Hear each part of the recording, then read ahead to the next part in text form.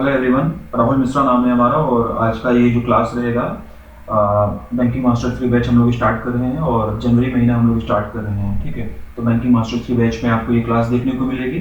इसके साथ साथ में ये जो SBI CV वाला बैच चला इसमें भी ये क्लास आप लोगों को देखने को मिल जाएगी। ठीक है, तो बैंकिंग एंड फाइनेंशियल अवेयरनेस हम लोग वीकली बेसिस पर डिस्कस करते हैं और बैंकिंग मास्टर में हम लोग साथ ही साथ में RBI की सर्कुलर वगैरह भी डिस्कस करने जा रहे हैं। इस बार बैंकिंग फाउंडेशन भी वहाँ पे हम लोग पढ़ेंगे। बैंकिंग मास्टर 3 बैच में काफ़ी डीप में जाके वो सारी चीज़ें हम लोग वहाँ पे पढ़ने जा रहे हैं। साथ ही साथ में ब्रांच बैंकिंग वगैरह भी हम लोग पढ़ेंगे।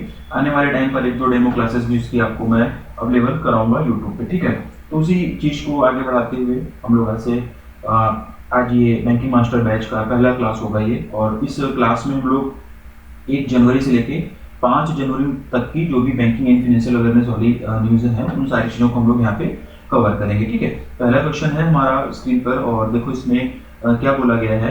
As per the RBI's recent report titled report on trend and progress of banking in India, the total number of automated teller machines यानी कि ATMs in India increased by what percentage in financial year 2022। RBI की हालिया report में भारत में banking की प्रवृत्ति और प्रगति report के अनुसार भारत में स्वचालित टेलर मशीन जिसको कि हम लोग ATM बोलते हैं, ATM की कुल संख्या वित्त वर्ष 2022 में कितने प्रतिशत बढ़ गई है, ये इस क्वेश्चन का हिंदी में मतलब है। Question exam point of view से बहुत ज्यादा बढ़ गया है और इसको हम लोग यहाँ पे सारी चीजों को डिस्कस करेंगे। टू दी पॉइंट चीजों को हम लोग समझेंगे। ठीक है, एक एक करके हम लोग सारी चीजें यहाँ पे डिस्कस करने जाएंगे और पहले इसका हम लोग आंसर जान लेते हैं, फिर उसके बाद में हम लोग चीजों को करते हैं। ठीक है ना, इसका जो आंसर हो जाएगा, इसका आंसर हो जाएगा 3.5%। Option number is the right answer. Option number A 3.5% is the right answer हो जाएगा इसका। और इस पर्टिकुलर क्वेश्चन में हमको ये ध्यान रखना है कि ये जो RBI की रिपोर्ट है, इस रिपोर्ट को किस नाम से जारी किया गया है। ठीक है ना, report on trend and progress in banking. Report on trend and progress in banking इस नाम से इस रिपोर्ट को जारी किया गया है और इस रिपोर्ट के हिसाब से फाइनेंशियल ईयर 2022 के दौरान जो है इंडिया में ऑटोमेटेड टेलर मशीन ATMs की संख्या जो है वो 3.5% जो है वो बढ़ गई है, इंक्रीज हो गई है। ये इस क्वेश्चन का मतलब हो जाएगा, इसका आंसर हो जाएगा। ठीक है ना, रिपोर्ट का नाम आप लोगों को याद रखना है। रिपोर्ट में ये जो रिपोर्ट आई हुई है, बेसिकली इस रिपोर्ट में इंडियन बैंकिंग सिस्टम के बारे में डाटा वगैरह दिया गया है। कुछ एक डाटा और दिए गए टू द पॉइंट, उनको भी हम लोग यहाँ पे समझने की कोशिश करते हैं। इस रिपोर्ट में ये बताया गया है कि स्मॉल फाइनेंस बैंक के टॉप एग्जीक्यूटिव और एवरेज एम्प्लॉइज का जो रिम्यूनरेशन होता है यानी कि जो उनका पारिश्रमिक होता है उसमें बहुत ज्यादा अंतर आया हुआ है। ध्यान से सुनना आप लोगों को, क्वेश्चन ये भी पूछ सकता है ना कि किस रिपोर्ट में ये बताया गया है, तो चीजों को ध्यान से सुनना। ये जो रिपोर्ट आई है, इस रिपोर्ट में स्मॉल फाइनेंस बैंक, इस रिपोर्ट में स्मॉल फाइनेंस बैंक के जो टॉप एग्जीक्यूटिव्स होते हैं और जो एवरेज एम्प्लॉइज होते हैं उनके रिम्यूनरेशन यानी कि पारिश्रमिक में बहुत ज्यादा अंतर पाया गया है। 2022 में स्मॉल फाइनेंस बैंक के MD एंड CEO की सैलरी एवरेज एम्प्लॉइज की सैलरी की तुलना में 58.1 टाइम्स ज्यादा थी। ठीक है ना, कितना ज्यादा थी? 58.1 टाइम्स ज्यादा थी। किसकी सैलरी? स्मॉल फाइनेंस बैंक के जो MD एंड CEOs होते हैं, किसकी तुलना में? एवरेज एम्प्लॉइज की तुलना में, जो नीचे वाले पोस्ट के एम्प्लॉइज होते हैं उनकी तुलना में। एक बात ये इस रिपोर्ट में बताई गई है। दूसरी बात इस रिपोर्ट में ये बताई गई है कि 2022 में ही स्मॉल फाइनेंस बैंक के MD एंड CEO की तुलना में प्राइवेट बैंक के MD एंड CEO की रेम्यूनरेशन जो था वो 26.1 टाइम्स ज्यादा था और जो पब्लिक सेक्टर बैंक के MD एंड CEO है उनका जो रेम्यूनरेशन था वो 2.4 टाइम्स ज्यादा था। ठीक है ना, फिर से मैं इसको आसान भाषा में और इलैबोरेट कर रहा हूँ। ये जो रिपोर्ट आई इसमें यह भी बताया गया कि फाइनेंशियल ईयर 2022 के दौरान स्मॉल फाइनेंस बैंक के जो MD एंड CEO थे उनकी तुलना में जो प्राइवेट सेक्टर बैंक के MD एंड CEO थे उनका जो पारिश्रमिक था, उनका जो रिम्यूनरेशन था वो 26.1 टाइम्स ज्यादा था। किसका ज्यादा था? प्राइवेट सेक्टर बैंक वालों का। ठीक है ना, जबकि जो पब्लिक सेक्टर बैंक हैं उनके MD एंड CEO का जो रिम्यूनरेशन था, उनके MD एंड CEO का जो पारिश्रमिक था वो 2.4 टाइम्स ज्यादा था। किससे ज्यादा था? स्मॉल फाइनेंस बैंक के MD एंड CEO से। ठीक, दूसरा पॉइंट ये निकल के आता है इसमें। तीसरे पॉइंट की तरफ अगर हम लोग आगे बढ़ेंगे तो RBI ने इसमें बोला हुआ है कि अर्बन कोऑपरेटिव बैंक पे भी इस रिपोर्ट में बात की गई है। RBI ने अर्बन कोऑपरेटिव बैंक से बोला है कि BR एक्ट 1949 के प्रावधानों के तहत जो भी अर्बन कोऑपरेटिव बैंक्स हैं उनको अपने डायरेक्टर्स के कार्यकाल को बहुत ज्यादा बढ़ाने की जरूरत नहीं है। RBI ने इस रिपोर्ट में ये बोला है कि जो BR एक्ट 1949 है, BR एक्ट 1949 के जो भी प्रावधान है उस हिसाब से जो अर्बन कोऑपरेटिव बैंक्स होते हैं उनको अपने डायरेक्टर्स का कार्यकाल वगैरह बहुत ज्यादा बढ़ाने की जरूरत नहीं है, ठीक है। इस रिपोर्ट के अनुसार 2023 के मार्च एंड तक इंडिया में टोटल 1502 अर्बन कोऑपरेटिव बैंक थी। ये क्वेश्चन भी पूछा जा सकता है कि इस पर्टिकुलर रिपोर्ट के हिसाब से जो है वो मार्च 2023 के एंड में, ठीक है ना, कब, मार्च 2023 के एंड में अर्बन कोऑपरेटिव बैंक्स की संख्या कितनी थी, तो वो है 1502 अर्बन कोऑपरेटिव बैंक्स ऑपरेटिंग हैं इस रिपोर्ट के हिसाब से। इस रिपोर्ट में ये भी बताया गया है कि ऑम्बुड्समैन में जो लोन एंड एडवांसेस और डिपॉजिट से संबंधित शिकायतें हुई हैं उसमें बढ़ोतरी हुई है, ठीक है ना। इसी रिपोर्ट में ये बताया गया है कि जो ऑम्बुड्समैन में लोन एंड एडवांसेस, ध्यान रखना, सुनना, किसकी शिकायतों में बढ़ोतरी हुई है, लोन एंड एडवांसेस और डिपॉजिट से संबंधित शिकायतों में बढ़ोतरी हुई है, ऐसा इस रिपोर्ट में बताया गया है। ये इस रिपोर्ट का कुछ और एक पॉइंट है, ठीक है ना।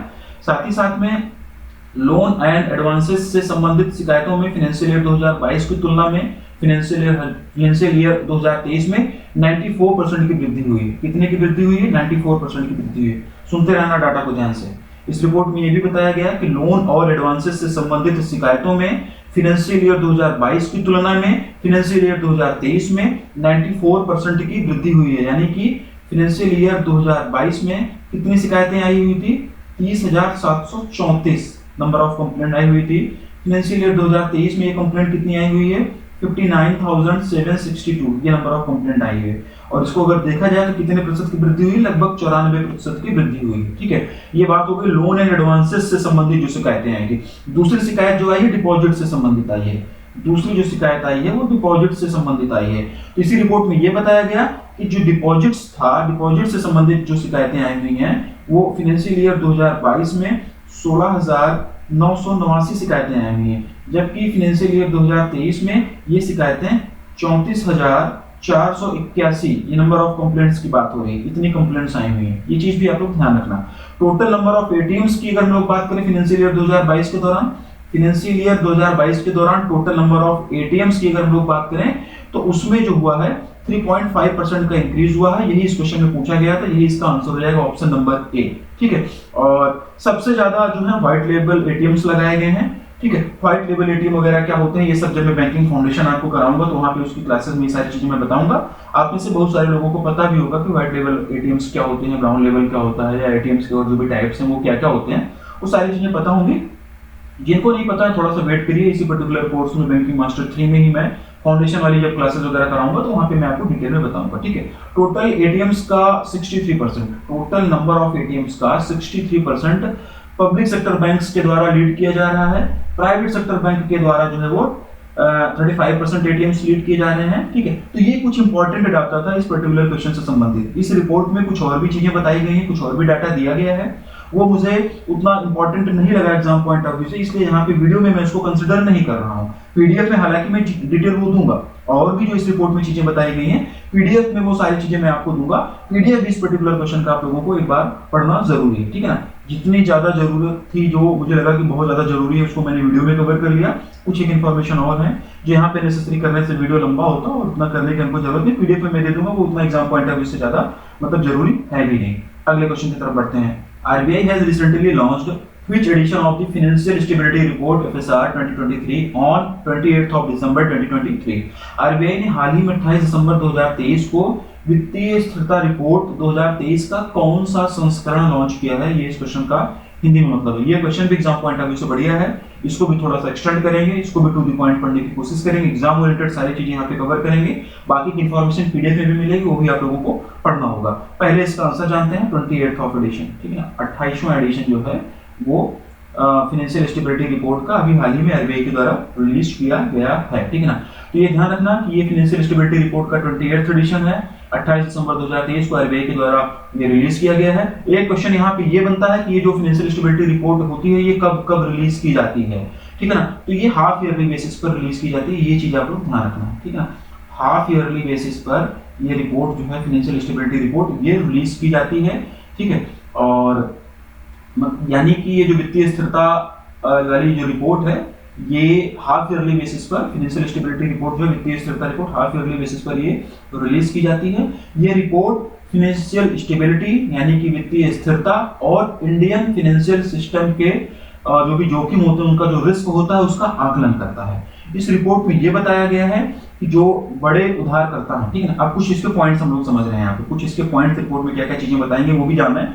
वहां से भी क्वेश्चन फ्रेम होते हैं जो चीजें किसी भी रिपोर्ट में डाटा दिया जाता है, वहां से भी क्वेश्चन फ्रेम किए जाते हैं। तो इसीलिए कुछ क्या क्या जरूरी पॉइंट्स हैं वो भी हम लोग यहाँ पे डिस्कस कर रहे हैं। तो इस रिपोर्ट में ये बताया गया है कि जो बड़े उधारकर्ता हैं, यानी कि जो लार्ज बारोवर हैं, उनके क्रेडिट में सुधार हुआ है। टॉप 100 बारोवर्स की अगर हम लोग बात करें, ठीक ना, अगर हम लोग बात करें टॉप 100 बारोवर्स की, ठीक है, तो टॉप 100 बारोवर्स का जो है वो एनपीए कैटेगरी में आते नहीं है। यानी कि सबसे बड़े 100 उधारकर्ता जो हैं वो एनपीए कैटेगरी में नहीं आ रहे हैं, मतलब कि उनका कोई एनपीए नहीं हो रहा है, उनके पैसे वगैरह जो भी वो दिए जा रहे हैं, ठीक है ना। शेड्यूल्ड कॉमर्शियल बैंक्स में टॉप 100 बारोवर्स के लोन की जो हिस्सेदारी है वो सितंबर 2023 के एंड तक घटकर 15.9% हो गई है, जो कि मार्च 2023 के एंड में 17.2% थी। इस बात को आप लोग फिर से सुनना, मैं फिर से इसको बोलूंगा, इस पॉइंट को सुनना। शेड्यूल्ड कॉमर्शियल बैंक्स में टॉप 100 बारोवर्स के जो लोन की हिस्सेदारी है वो सितंबर 2023 के एंड तक घटकर 15.9% हो गई है, जबकि ये मार्च 2023 के एंड में 17.2% थी। इस बात को आप लोग ध्यान रखना, सारे के सारे पॉइंट्स ध्यान रखना। यहीं पे डाटा का खेल होगा, यहाँ पे 15.9% और 17.2% में आपको उलझाएंगे और आप समझ नहीं पाएंगे। रिपोर्ट का नाम याद रखना, बाई एनुअल बेसिस पर, हाफ ईयरली बेसिस पर ये रिपोर्ट जो है वो मतलब की जाती है, बाई एनुअल भी हम लोग उसको बोलते हैं। ये चीज ध्यान रखना, आरबीआई के द्वारा ये रिपोर्ट रिलीज की जाती है, ये चीज भी ध्यान रखना।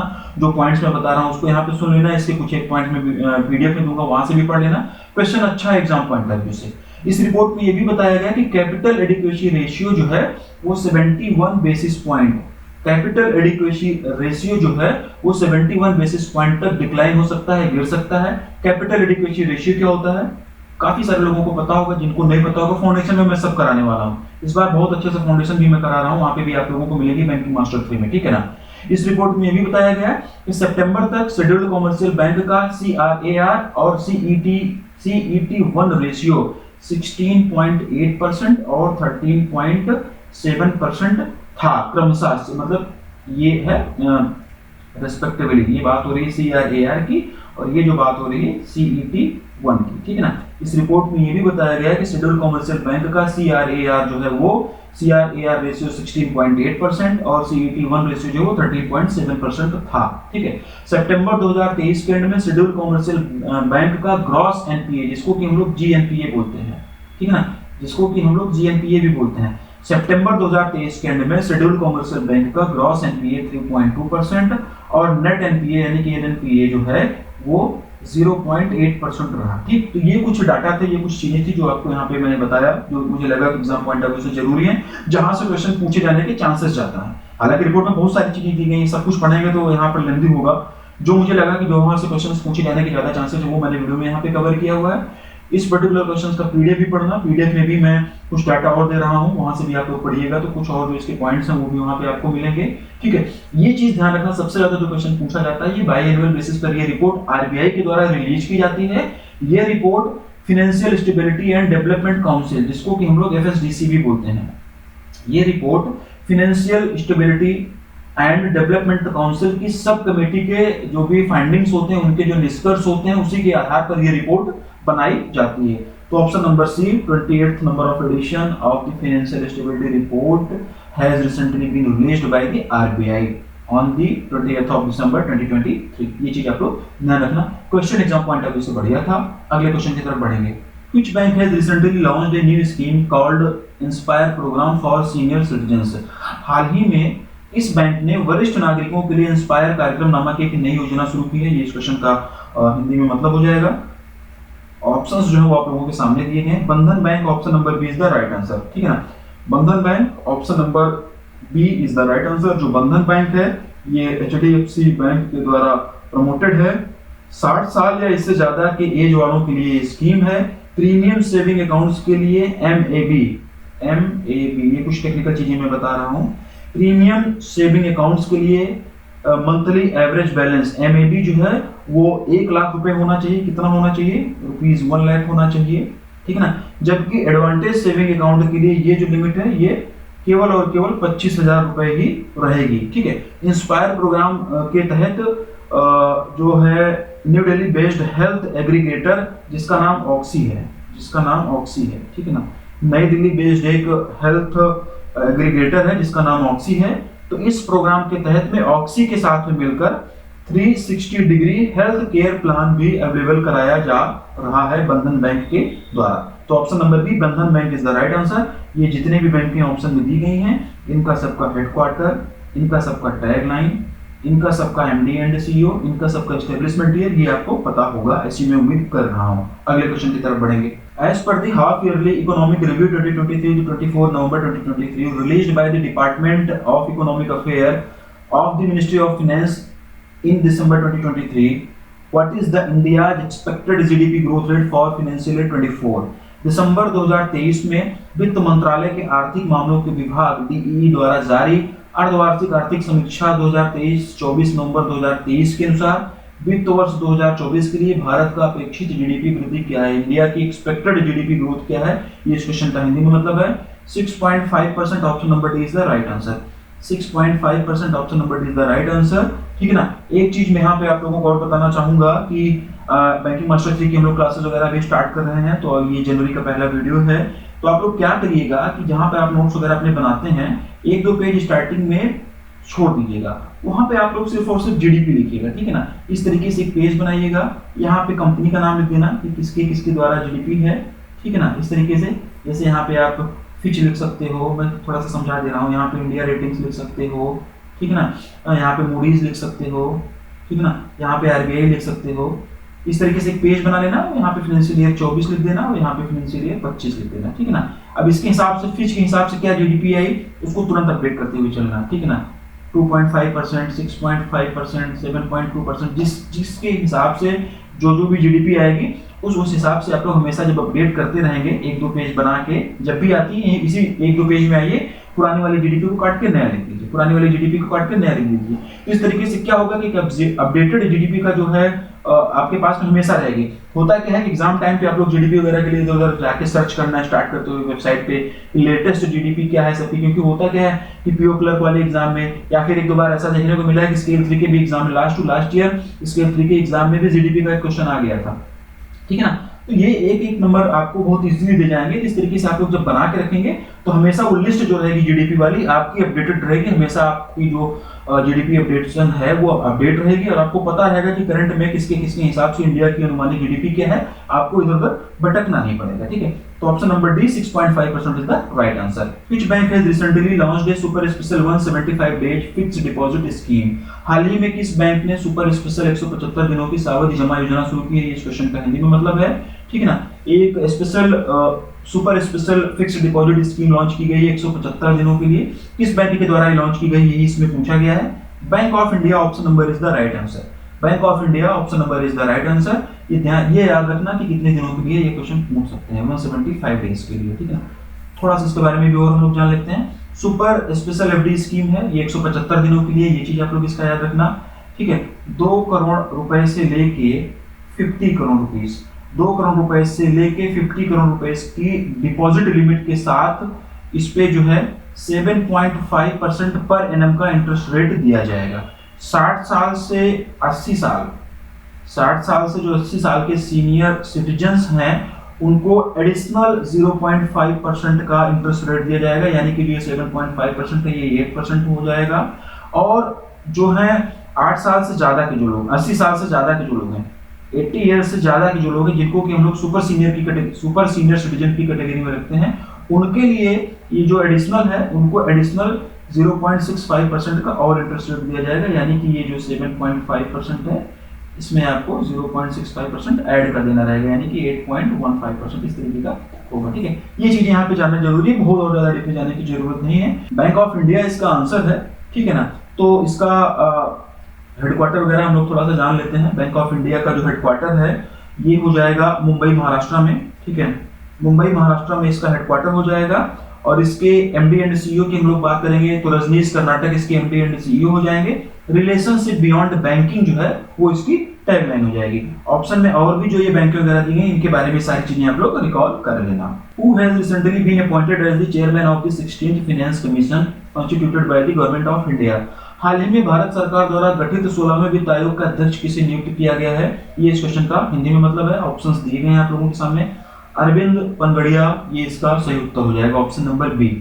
16वें वित्त आयोग का गठन किया गया है, इससे संबंधित सारी डिटेल्स पिछले क्लासेस में आप लोगों को पढ़ाया गया है, वहां से एक बार देखिएगा। थोड़ी बहुत डिटेल पीडीएफ में मैं दूंगा, वहां से भी आप लोग पढ़िएगा, ठीक है ना। तो ये जो 16वां वित्त आयोग बनाया गया है इसका चेयरपर्सन, इसका चेयरमैन अरविंद पनगड़िया जी को बनाया गया हुआ है इनको, ठीक है। और ये जो अरविंद पनगड़िया जी जो है वो farmer vice chairman of NITI Aayog है, नीति आयोग के पूर्व वाइस चेयरमैन हैं ये, ठीक है ना। नीति आयोग के पूर्व वाइस चेयरमैन है। नीति आयोग का चेयरमैन कौन होता है ये आपको कमेंट करके बताना रहेगा। इस 16वें वित्त आयोग का सेक्रेटरी जो है वो ऋत्विक रंजनम जी को आर पांडे, ठीक है ना, आर पांडे यानी कि ऋत्विक रंजनम पांडे जी को इस 16वें वित्त आयोग का सेक्रेटरी बनाया गया है। और ये जो पांडे जी हैं ये ज्वाइंट सेक्रेटरी रेवेन्यू है मिनिस्ट्री ऑफ फिनेंस में, ठीक है। ये ज्वाइंट सेक्रेटरी रेवेन्यू है मिनिस्ट्री ऑफ फिनेंस में। आयोग के और भी मेंबर का ऐलान अभी जल्दी होगा। और ये जो फिनेंस कमीशन बनाया गया है इसका जो रिपोर्ट है इसको कब तक अपनी रिपोर्ट सबमिट करनी है, ये चीज क्वेश्चन बन सकता है। तो 30 अक्टूबर 2025 तक, ठीक है ना, 31 अक्टूबर 31 अक्टूबर 2025 तक, 31 अक्टूबर 2025 तक इस 16वें फाइनेंस कमीशन को अपनी रिपोर्ट जो है सबमिट कर देनी है। और ये जो अरविंद पनगड़िया जी को इसका चेयरमैन बनाया गया है इनका कार्यकाल भी 31 अक्टूबर 2025 तक ही रहेगा, क्योंकि इस डेट तक अपनी रिपोर्ट दे देनी है तो इसी डेट तक इनका कार्यकाल भी रहेगा। और ये जो रिपोर्ट है 1 अप्रैल 2026 से 1 अप्रैल 2026 से अगले 5 सालों के लिए फाइनेंस कमीशन जो है वो अपने सुझाव देगा, ये चीज भी ध्यान रखना। 1 अप्रैल 2026 से अगले 5 सालों के लिए ये 16वां वित्त आयोग जिसकी अध्यक्षता अरविंद पनगड़िया जी कर रहे हैं, जिसके सेक्रेटरी ऋत्विक रंजनम पांडे जी हैं, उसको 1 अप्रैल 2026 से अगले 5 सालों के लिए अपने वित्तीय सुझाव देने होंगे, ठीक है। इस कमेटी के रोल्स एंड रिस्पांसिबिलिटीज वगैरह क्या है पिछली क्लासेस में पढ़ाया गया, पीडीएफ में थोड़ा बहुत डिटेल में दे दूंगा, वहां से पढ़ लेना। अननेसेसरी इसको लेंथी यहाँ पे नहीं करेंगे, ठीक है। Option number B Arvind Panagariya is the right answer. Who has recently been appointed as the first woman president of the European Investment Bank? हाल ही में यूरोपियन इन्वेस्टमेंट बैंक की पहली महिला अध्यक्ष के रूप में किसे नियुक्त किया गया है? ये इस क्वेश्चन का हिंदी में मतलब है। ऑप्शन नंबर डी इसका सही उत्तर हो जाएगा, नादिया कैल्विनो सेंटा मारिया। नादिया कैल्विनो सेंटा मारिया जी को अभी हाल ही में यूरोपियन इन्वेस्टमेंट बैंक का पहली महिला प्रेसिडेंट नियुक्त किया गया है।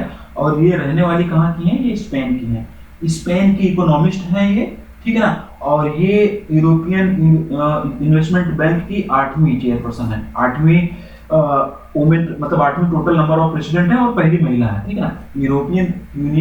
यूरोपियन इन्वेस्टमेंट बैंक की 8वीं प्रेसिडेंट है और ये पहली महिला प्रेसिडेंट है, स्पेन की रहने वाली है ये। और इन्होंने जर्मनी के वर्नर होयर को रिप्लेस किया हुआ है, इनका भी नाम मैं लिख रहा हूँ, वर्नर होयर, ये जर्मनी के हैं। इनसे पहले ये यूरोपियन इन्वेस्टमेंट बैंक के प्रेसिडेंट के रूप में काम कर रहे थे। 2012 से ये इसके पद पर कार्यरत थे, मतलब यूरोपियन इन्वेस्टमेंट बैंक के प्रेसिडेंट के रूप में 2012 से ये कार्यरत थे।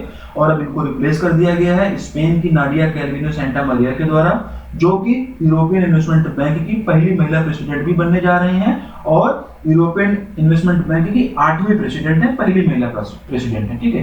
तो ये option number D is the right answer. Name the union territory which has recently become the first union territory to implement the Pradhan Mantri Vishwakarma योजना।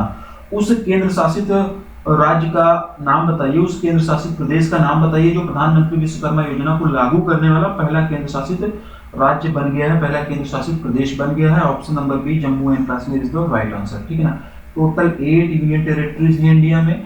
पीएम विश्वकर्मा स्कीम के बारे में पहले भी आप लोगों को मैंने पढ़ाया हुआ है, और अगर नहीं पढ़ाया तो इस पर्टिकुलर बैच में, ये बैंकिंग मास्टर 3 बैच में गवर्नमेंट स्कीम वाला जब मैं आप लोगों को पढ़ाऊंगा तो वहां पर इसके बारे में और अच्छे से और डिटेल में आपको लोगों को मैं पढ़ाऊंगा। तो option number B Jammu Kashmir is the right answer. Total how many new countries are going to join BRICS with effect from 1 January 2024?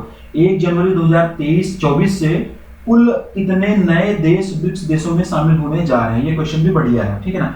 इसका आंसर हो जाएगा 5। Option number is the right answer. Option number A right answer. 1 January 2024 से BRICS countries में 5 और नए देश शामिल होने जा रहे हैं, ठीक है ना। तो पहले ब्रिक्स में अभी कितने देश हैं, इनके सबके नाम जान लेते हैं। बी से हो जाएगा ब्राजील, आर से रसिया, आई से इंडिया, सी से चाइना, ए से साउथ अफ्रीका। ये 5 देश अभी और हैं। 5 नए देश और इसमें शामिल होने जा रहे हैं। तो इन 5 नए देशों को मिलाकर टोटल इसमें कितने देश हो जाएंगे, ये क्वेश्चन भी पूछा जा सकता है।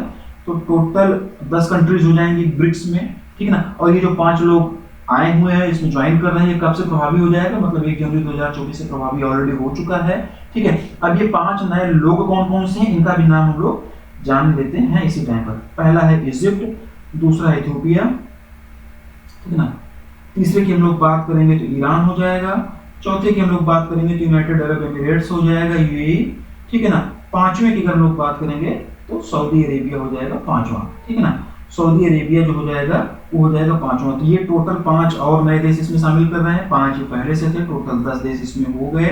1 जनवरी 2024 याद रखना, इन 5 के नाम याद रखना, पुराने 5 के नाम याद रखना, ठीक है ना। क्वेश्चन इस तरीके से भी फ्रेम कर सकते हैं कि 1 जनवरी 2024 से ब्रिक्स देशों में कौन से देश नहीं शामिल हुए।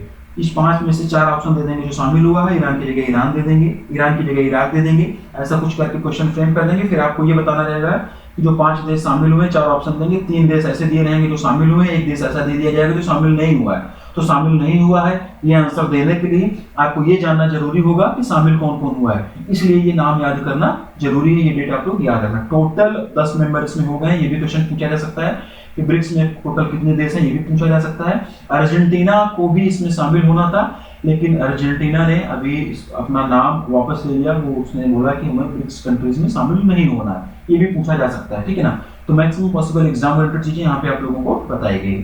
Which payment bank has recently partnered with Leo One to launch Mastercard powered Leo One card? हाल ही में किस पेमेंट बैंक ने मास्टर कार्ड संचालित लियो वन कार्ड लॉन्च करने के लिए लियो वन के साथ में साझेदारी की है? ये इस क्वेश्चन का हिंदी में मतलब है। ऑप्शंस जो है वो आप लोगों के सामने दिए गए हैं और इसका जो आंसर हो जाएगा NSDL payment bank. Option number C is the right answer. Option number C is the right answer. NSDL payment bank इसका सही उत्तर हो जाएगा।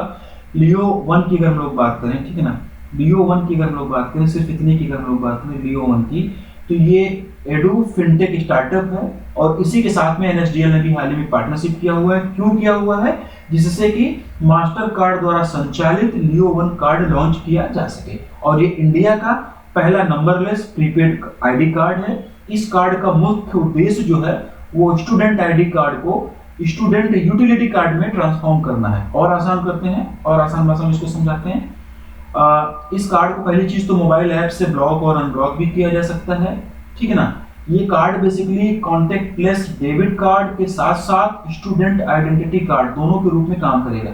ये कार्ड जो है कॉन्टेक्टलेस डेबिट कार्ड के रूप में भी काम करेगा और स्टूडेंट आइडेंटिटी कार्ड इन दोनों के रूप में भी काम करेगा, ठीक है। और इसमें जो मैक्सिमम 2 लाख रुपए पर डे का जो है वो स्पेंडिंग लिमिट होगी, वो सेट की जा सकती है कार्ड होल्डर के द्वारा। कितने का ये भी मैं लिख दे रहा हूँ, ठीक है ना, 2 लाख रुपीस मैक्सिमम की बात हो रही है, ये मैक्सिमम है, ठीक है ना। मैक्सिमम 2 लाख रुपए पर डे की बात हो रही है। 2 लाख रुपए मैक्सिमम पर डे की स्पेंडिंग लिमिट इसमें सेट की जा सकती है कार्ड होल्डर्स के द्वारा, ठीक है ना। और जो कार्ड होल्डर होगा उसकी जो मिनिमम एज है वो 18 इयर्स होनी चाहिए, ठीक है ना। क्योंकि और ये कार्ड जो है वो कॉन्टेक्टलेस डेबिट कार्ड के रूप में भी काम करेगा और साथ ही साथ में जो स्टूडेंट का आइडेंटिटी कार्ड होता है उसके रूप में भी ये काम करेगा। इससे ज्यादा इस पर्टिकुलर क्वेश्चन में और ज्यादा इंफॉर्मेशन की जरूरत नहीं है। Which bank has recently launched the national common mobility card NCMC RuPay reloadable prepaid card under the one nation one card initiative? हाल ही में किस बैंक ने वन नेशन वन कार्ड पहल के तहत national common mobility card NCMC RuPay reloadable prepaid card launch किया है? Question exam point of view से बढ़िया है, ध्यान से सुनेंगे। पहले इसका आंसर जानते हैं फिर चीजों को हम लोग समझते हैं। Bank of Baroda option number D is the right answer. One nation one card के तहत में इसे लॉन्च किया गया है, यानी कि एक देश एक कार्ड, ठीक है ना। One nation one card initiative के तहत में इसे लॉन्च किया गया है, ठीक है। इस कार्ड के बारे में जानते हैं कि कार्ड क्या है, काम कहाँ करेगा, कैसे करेगा, इसके बारे में भी थोड़ा सा हम लोग जानते हैं। तो ये जो कार्ड है ये basically chip enabled contactless RuPay platinum Europay Mastercard and Visa prepaid card है, ठीक है ना। Europay Mastercard and Visa prepaid card. फिर से सुनो, ये जो कार्ड है ये chip enabled contactless RuPay platinum Europay Mastercard and Visa prepaid card है, ठीक है। और ये एज एटीएम तो काम करेगा ही करेगा, ठीक है ना। ये कार्ड जो है क्योंकि ये जो है प्रीपेड कार्ड है, ठीक ना, और ये एज एटीएम के रूप में भी काम करेगा, एज एटीएम के रूप में काम करेगा। साथ ही साथ में हम लोग जब पब्लिक ट्रांसपोर्ट वगैरह करते हैं, जैसे कहीं आना जाना होता है, मेट्रो से हम लोग कहीं जा रहे हैं, बस से कहीं जा रहे हैं, ट्रेन से जा रहे हैं, ओला उबर कैब से कहीं पे जा रहे हैं, जहां पर फेरीज वगैरह चलती हैं, अगर हम फेरीज से जा रहे हैं, या फिर हमको टोल देना है, हमको पार्किंग देना है, तो इन सबके टिकट्स के लिए भी इस कार्ड को हम लोग यूज कर सकते हैं। मतलब कि ये कार्ड जो है, बोला ना कि वन नेशन वन कार्ड है, पूरे देश में एक ही कार्ड चलेगा, एटीएम के रूप में भी काम करेगा। बाकी बस की टिकट खरीदनी है, ट्रेन की टिकट खरीदनी है, मेट्रो की टिकट खरीदनी है, टोल टैक्स टोल देना है आपको, इन सब के लिए भी इस कार्ड को यूज हम लोग कर सकते हैं। क्योंकि ये प्रीपेड कार्ड है, मैंने आपसे बताया था, क्योंकि ये प्रीपेड कार्ड है तो पहले इसे रिचार्ज करना होगा, क्योंकि ये प्रीपेड कार्ड है तो इसे पहले रिचार्ज करना होगा।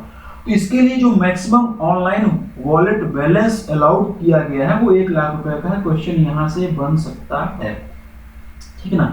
क्योंकि ये प्रीपेड कार्ड है, प्रीपेड कार्ड को पहले रिचार्ज किया जाना होता है, तो रिचार्ज करने के लिए जो maximum online wallet balance allowed किया गया है वो 1 लाख रुपए का किया गया है। ये बात हो रही है ऑनलाइन की। और मैक्सिमम ऑफलाइन वॉलेट बैलेंस जो है वो 2000 रुपए ही अलाउ किया गया है। ये टेक्निकल चीजें हैं, यहां से क्वेश्चन बन सकता है, ठीक है ना।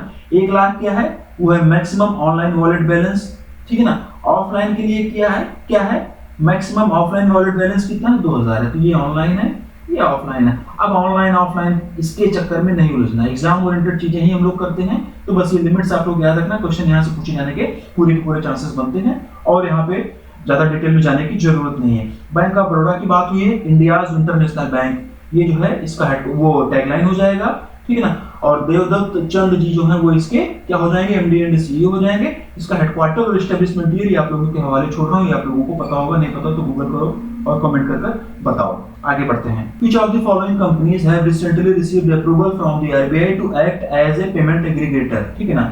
निम्नलिखित में से किस कंपनीज को हाल ही में पेमेंट एग्रीगेटर के रूप में काम करने के लिए आरबीआई से मंजूरी मिली हुई है। इस क्वेश्चन का हिंदी में मतलब है, और इसका जो आंसर हो जाएगा बोथ ए एंड बी, यानी कि डीजीओ और टाटा कम्युनिकेशन पेमेंट सोल्यूशन, जो कि टाटा पे नाम से है, ठीक है ना। इन दोनों को अभी हाल ही में आरबीआई से पेमेंट एग्रीगेटर के रूप में काम करने के लिए मंजूरी मिल गई है। पेमेंट एग्रीगेटर क्या होता है आपको पता होगा, नहीं पता होगा तो फाउंडेशन में मैं ये भी आपको पढ़ाऊंगा, फाउंडेशन में मैं ये भी आपको पढ़ाऊंगा, वहां पे काफी डिटेल में बताऊंगा, ठीक है ना। डीजीओ की अगर हम लोग बात करें, देखो ये जो डीजीओ दिया गया है, तो ये जो डीजीओ है ये ग्रो के द्वारा बैकअप है, ग्रो के द्वारा इसको सपोर्ट किया गया है। ग्रो क्या होता है, ग्रो है basically financial service provider platform है। आप लोग जानते हो ना ग्रो प्लेटफॉर्म पे जहाँ पे आप शेयर वगैरह खरीदते हैं ना, आईपीओ वगैरह आता है तो लेते हैं, इंट्राडे ट्रेडिंग वगैरह करते हैं, तो वो वाला ग्रो है, उसी के द्वारा ये बैकअप है, ठीक है। तो option number C both A and B is the right answer. In order to finance up to 35,000 crores for multi-modal infrastructure project, which company has recently signed an MOU with the Rail Vikas Nigam Limited (RVNL)? Multi modal बुनियादी ढांचा परियोजनाओं के लिए 35,000 करोड़ रुपए तक के वित्त पोषण के लिए किस कंपनी ने हाल ही में रेल विकास निगम लिमिटेड के साथ एक समझौता ज्ञापन पर हस्ताक्षर किया है? ये इस क्वेश्चन का हिंदी में मतलब है REC limited is the right answer, ठीक है ना। आरईसी लिमिटेड ने अभी हाल ही में रेल विकास निगम लिमिटेड के साथ में एक एमओयू साइन किया हुआ है। क्यों साइन किया हुआ है? जिससे कि 35,000 करोड़ रुपए के मल्टी मॉडल इंफ्रास्ट्रक्चर प्रोजेक्ट्स को फाइनेंशियल सपोर्ट प्रोवाइड किया जा सके। आरईसी यानी कि रूरल इलेक्ट्रिफिकेशन कॉर्पोरेशन, ये इसका पुराना नाम है। अगले 5 सालों के लिए ये एमओयू साइन किया गया है, ठीक है ना। अगले 5 सालों के लिए इस पैसों को यूटिलाइज किया जाएगा, प्रोजेक्ट्स पर किया जाएगा, ठीक है। और प्रोजेक्ट्स कौन कौन से रहेंगे? रेल इंफ्रास्ट्रक्चर प्रोजेक्ट के लिए इसको यूटिलाइज किया जाएगा, मेट्रो प्रोजेक्ट के लिए किया जाएगा, और मल्टी मॉडल लॉजिस्टिक हब के लिए किया जाएगा, पोर्ट के लिए किया जाएगा, रोड डेवलपमेंट करने के लिए किया जाएगा। आरईसी लिमिटेड की अगर हम लोग बात करें तो आरईसी लिमिटेड जो है वो power infrastructure, renewable energy, electric vehicle, battery storage, green hydrogen, इन सबके प्रोजेक्ट्स के लिए long term loan and financial assistance, ये दोनों चीजें प्रोवाइड कराता है। इसके साथ साथ में ये मेट्रो मेट्रो का प्रोजेक्ट जो होता है, जो रोड का प्रोजेक्ट होता है, जो एक्सप्रेसवे का प्रोजेक्ट होता है, जो एयरपोर्ट का प्रोजेक्ट होता है, ठीक है ना, मतलब ये जो नॉन पावर इंफ्रास्ट्रक्चर सेक्टर वाले प्रोजेक्ट हैं उनके लिए भी ये फाइनेंशियल सपोर्ट प्रोवाइड करता है। नॉन पावर इंफ्रास्ट्रक्चर सेक्टर में क्या क्या आता है मैंने बताया ना, जैसे मेट्रो हो गया, रोड हो गया, एक्सप्रेसवे हो गया, एयरपोर्ट हो गया, तो इनके सबके लिए भी ये सपोर्ट प्रोवाइड करता है। और पावर सेक्टर वाले जो होते हैं उसके लिए भी ये मतलब प्रोवाइड करता है ना, और ये लॉन्ग टर्म के लिए लोन वगैरह प्रोवाइड करता है। आरईसी लिमिटेड के हेडक्वार्टर की अगर हम लोग बात करेंगे तो गुरुग्राम हरियाणा में जो है वो इसका हेडक्वार्टर हो जाएगा। ICICI ventures funds management company limited has recently sold its entire 42% of paid-up share capital in Mumbai-based Theobroma Food Private Limited for how much rupees? ICICI Ventures funds management company limited ने हाल ही में मुंबई स्थित थियोब्रामा food private limited में अपनी पूरी की पूरी 42% की जो पेड अप शेयर कैपिटल है उसको कितने रुपए में बेचा है, ये इस क्वेश्चन का हिंदी में मतलब है 1200 करोड़ रुपए। ये इसका सही उत्तर हो जाएगा ऑप्शन नंबर बी, ठीक है ना, ऑप्शन नंबर बी 1200 करोड़ रुपए इसका सही उत्तर हो जाएगा। ICICI ventures fund management company limited ने 1200 करोड़ रुपए में मुंबई स्थित थियोब्रामा फूड प्राइवेट लिमिटेड में अपनी पूरी की पूरी 42% की पेड अप शेयर कैपिटल वाली जो हिस्सेदारी है उसको बेच दिया है। Option number B is the right answer. Which company has recently launched India's first credit pass powered by TransUnion Civil Limited? हाल ही में किस कंपनी ने TransUnion Civil Limited द्वारा संचालित भारत का पहला क्रेडिट पास लॉन्च किया है, ये इस क्वेश्चन का हिंदी में मतलब है। और इसका जो आंसर होगा, इसका आंसर हो जाएगा Bajaj Finserv limited, option number A, ठीक है ना, option number A Bajaj Finserv जो है वो इसका सही उत्तर हो जाएगा। Option number A Bajaj Finserv जो है वो इसका सही उत्तर हो जाएगा, ठीक है। क्रेडिट पास अकाउंट जो होगा वो 12 डिजिट के यूनिक नंबर के द्वारा एक्सेस किया जा सकेगा, ठीक है। देखो एक बात यहाँ पे बताता हूँ कि जो क्वेश्चन है ये बहुत ज्यादा इंपॉर्टेंट है नहीं, तो इसमें बहुत ज्यादा हम लोग इसमें उलझेंगे नहीं, ठीक है ना। ये क्वेश्चन जो है एग्जाम पॉइंट ऑफ व्यू से ज्यादा बहुत ज्यादा इंपॉर्टेंट है नहीं, तो इस चीज को हम लोग वहाँ पे बहुत ज्यादा इसके डीप में जाने की जरूरत नहीं। जो क्वेश्चन जिस क्वेश्चन में जितना एक्सप्लेनेशन की जरूरत होती है उतनी चीजें ही की जाती हैं, उतनी चीजें ही आप लोगों को बताई जाती हैं, तो उसमें भी उतना हम लोग करेंगे। तो बस इतना हमको याद रखना, बजाज फिनसर्व लिमिटेड याद रखना है, इंडिया का पहला क्रेडिट पास है ये याद रखना है, ठीक है। यहाँ और किसके द्वारा संचालित है, powered by TransUnion CIBIL limited. ये इतनी चीजें तो हमको इस पर्टिकुलर क्वेश्चन में याद रखनी है।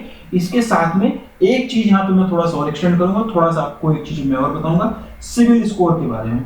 आप लोग जब जीबी वगैरह का फॉर्म वगैरह भरते हो कहीं कहीं पे सिविल स्कोर वगैरह भी मांगते हैं, जीबी में मांगे थे, अभी सीबीयू में मांगे थे, कहीं पे मांगे थे सिविल स्कोर। और सिविल से संबंधित क्वेश्चन भी एक दो बार पूछा जा चुका है, तो सिविल के बारे में थोड़ा सा जान लेते हैं। सिविल के फुल फॉर्म की अगर हम लोग बात करते हैं तो credit information bureau India limited, credit information bureau India limited, credit information bureau India limited, credit information bureau India limited, ठीक है। और ये basically Indian credit rating bureau है जो अपनी क्रेडिट इंफॉर्मेशन प्रोवाइड करता है, और इस इंफॉर्मेशन के अंतर्गत में सभी फाइनेंशियल ट्रांजैक्शंस वगैरह आते हैं। 2007 में सिविल को लॉन्च किया गया था, 2007 में सिविल स्कोर को जो है वो इंट्रोड्यूस किया गया था। सिविल स्कोर जो होता है बेसिकली 3 डिजिट का एक नंबर होता है, और ये 300 से लेके 990 के बीच में होता है। देखो ये भी 3 डिजिट का नंबर है, ये भी 3 डिजिट का नंबर है, और इसकी जो होता है ये लिमिट वो 300 से लेके 900 के बीच में होता है, 900 तक होता है। यानी कि सबसे कम सिविल स्कोर 300 होगा, सबसे ज्यादा जो सिविल स्कोर होगा 900 होगा। ये इसकी मिनिमम और मैक्सिमम लिमिट है, ये भी पूछा जा सकता है। ज्यादा सिविल स्कोर होने का मतलब ये हो जाता है कि आपकी जो क्रेडिट हिस्ट्री है वो बहुत ज्यादा अच्छी है, मतलब कि आप रिपेमेंट के लिए ज्यादा रिस्पॉन्सिबल हैं। और आसान करें, इसका मतलब कि आप पैसा वैसा अगर किसी से लेते हैं, उधार लेते हैं, लोन वगैरह लेते हैं तो रिफंड कर देते हैं, ठीक है ना। जितना ज्यादा आपका स्कोर रहेगा उतना ही ज्यादा आपकी रिलायबिलिटी रहेगी, उतना ही ज्यादा आपको लोन वगैरह लेने के चांसेस बढ़ जाएंगे, उतना ही ज्यादा गुड कंडीशन आपकी रहेगी किसी भी चीज के लिए, ठीक है ना। बेसिकली यही बताता है कि आप लोग जो है जितना ज्यादा आपका सिविल स्कोर है, ये यही बताता है कि आप बहुत ज्यादा रिस्पॉन्सिबल व्यक्ति हैं, आप पैसा वगैरह लोन वगैरह लेते हैं तो रिफंड कर देते हैं, ये आपके लिए अच्छा भी होता है, ठीक है ना। बाकी ये कैलकुलेट वगैरह कैसे करते हैं सिविल वगैरह, इसमें इन सब चीजों की डिटेल में उलझने की जरूरत हमें नहीं है। Option number A Bajaj Finserv limited is the right answer. Which small finance bank has recently partnered with Mastercard to launch Mastercard Platinum debit card designed for corporate selling customers under the theme Swipe and Save? हाल ही में किस लघु वित्त bank ने swipe and save theme के तहत corporate वेतन ग्राहकों के लिए डिजाइन किए गए master card platinum debit card launch करने के लिए मास्टर कार्ड के साथ में साझेदारी की है? ये इस क्वेश्चन का हिंदी में मतलब है एयू स्मॉल फाइनेंस बैंक ये इसका सही उत्तर हो जाएगा। ये थीम याद रखना, स्वाइप एंड सेव, ठीक है ना। एयू स्मॉल फाइनेंस बैंक ने अभी हाल ही में मास्टर कार्ड के साथ में पार्टनरशिप किया हुआ है। क्यों किया हुआ है? जिससे कि master card platinum debit card जो कि स्पेशली कॉर्पोरेट सैलरी कस्टमर्स के लिए डिजाइन किया गया है स्वाइप एंड सेव थीम के तहत में, उसको लॉन्च कर सके, ठीक है ना। उसको लॉन्च करने के लिए इन दोनों ने पार्टनरशिप किया हुआ है और ये थीम भी आप लोग याद रखना। एयू स्मॉल फाइनेंस बैंक की यहाँ पर बात हुई है तो जयपुर राजस्थान, ठीक है ना, जयपुर राजस्थान में इसका क्या हो जाएगा? हेडक्वार्टर हो जाएगा। बदलाव हमसे है ये इसकी टैगलाइन हो जाएगी। संजय अग्रवाल ये इसके एमडी एंड सीईओ हो जाएंगे। ये मैंने बताया एयू स्मॉल फाइनेंस बैंक के बारे में। बाकी इक्विटास, जीवन और कैपिटल के बारे में ये सारी चीजें आप लोग इसी टाइम पर रिकॉल करोगे। अगला और लास्ट क्वेश्चन हम लोग देखेंगे इस वीडियो का। As per India ratings and research what is the India's projected GDP for 2024? India ratings and research के अनुसार वित्त वर्ष 2024 के लिए भारत की अनुमानित जीडीपी क्या है? इस क्वेश्चन का हिंदी में मतलब है और इसका जो आंसर हो जाएगा 6.7%। Option number B is the right answer. पहले ये अनुमान 6.2% का होता था और अब ये अनुमान बढ़ाकर 6.7% कर दिया गया है। जीडीपी वाला ही ये क्वेश्चन है। तो जो आप लोगों ने जीडीपी वाला पेज मैंने आपसे बताया था कि आप लोग बनाएंगे, वहां पर आप इस जीडीपी को अपडेट कर लीजिएगा जिससे कि लास्ट में आप लोगों को जीडीपी अपडेशन के लिए इधर उधर भटकना ना पड़े एग्जाम से पहले, ठीक। तो आज की वीडियो का ये लास्ट क्वेश्चन था। 5 जनवरी तक की बैंकिंग एंड फाइनेंशियल अवेयरनेस हम लोगों ने यहाँ पे डिस्कस कर लिया है। अगले आने वाले वीडियोस में हम लोग इससे आगे की banking and financial awareness discuss करेंगे।